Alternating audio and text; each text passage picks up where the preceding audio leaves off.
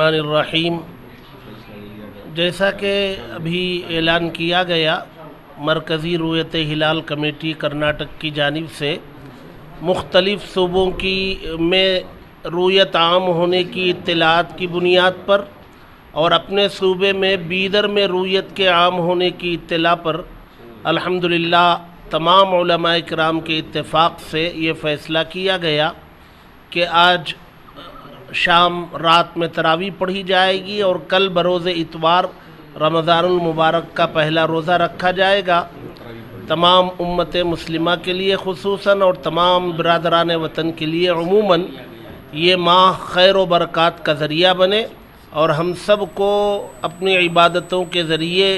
اس سے خوب برکات سمیٹنے کی توفیق عطا فرمائے، آمین۔ السلام علیکم جی، فیصلہ لے لیا گیا، تراویح آج پڑھ لیں۔ آج مرکزی رویت ہلال کمیٹی کرناٹک کا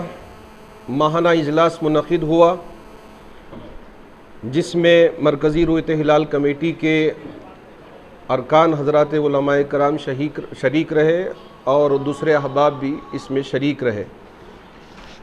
ملک کے مختلف مقامات جیسے چنئی، بنارس، لکھنؤ، الہ آباد، اعظم گڑھ، کانپور، دہلی، دیوبند، وجے واڑہ اور ہماری ریاست بیدر میں رویت عام ہونے کی اطلاعات ملی ہیں۔ اس وجہ سے حضرات علماء کرام کا یہ متفقہ فیصلہ ہے کہ آج انشاءاللہ رمضان المبارک کی پہلی تاریخ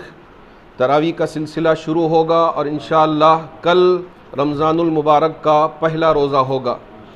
ہم تمام حضرات علماء کرام کی طرف سے